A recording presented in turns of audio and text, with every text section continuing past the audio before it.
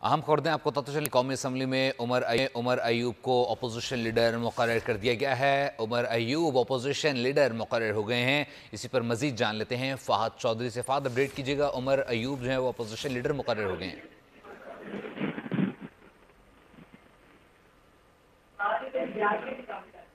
फात तकनीकी वजूहात की बिना पर फात से हम दोबारा रब्ता बहाल करने की कोशिश करेंगे। आपको पता चलें कि कौमी असम्बली में उमर अयूब अपोजिशन लीडर मुकर्रर हो गए हैं। एक बार फिर रब्ता करते हैं फात से। फात, अपडेट कीजिएगा।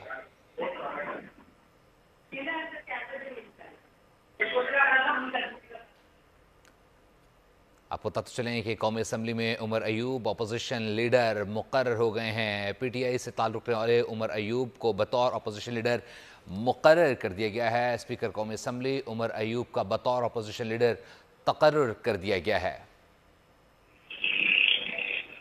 जी बिल्कुल, आज नामजद अपोजिशन लीडर उमर अयूब खान को स्पीकर कौमी असम्बली सरदार अयाज सादिक ने तस्दीक के लिए तलब किया था। कुछ देर पहले उमर अयूब खान की स्पीकर अयाज सादिक से उनके चैम्बर में मुलाकात हुई। स्पीकर ने तस्दीक की, उनकी दरख्वास्त की उमर अयूब की, और जो दस्तखत अरकान के किए गए थे उनकी तस्दीक भी की। और तस्दीक करने के बाद स्पीकर कौमी असम्बली ने उमर अयूब को आज़ाद अरकान का अपोजिशन लीडर डिक्लेयर कर दिया है। आज कौमी असम्बली की जानिब से जब सरकारी तौर पर पार्टी पोजीशन जारी की गई तो जो आज़ाद अरकान थे PTI के हिमायत याफ्ता, उन्हें सुन्नी इत्तेहाद कौंसिल का अरकान जो है कि रुकन नामजद नहीं किया गया, उन्हें आज़ाद अरकान तस्वुर